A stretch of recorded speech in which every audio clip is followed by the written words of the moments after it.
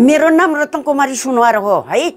मेरो जन्म चाहिँ नै रामेछाप जिल्ला। पढ्नु पनि पाइएन है। खेती कमाई लेखमेसी बोकबारी खनकोदाली लेखमेसी धाउँदा हैरान। पछि सबै काम सिद्धिसकेपछि घर बनायो, अनेक गर्यो, घर किन्यो, बस्यो, काम केही भएन।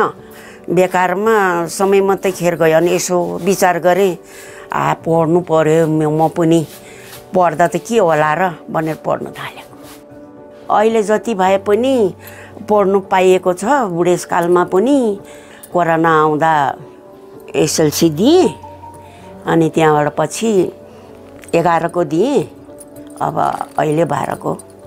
यो पढ्ने कुरा चाहिँ के हुँदो रहेछ भने उमेरले छेक्दो रहेनछ के। उमेर गरेर के पढ्ने, बेकारमा उमेर छैन भन्नु हुँदो रहेछ।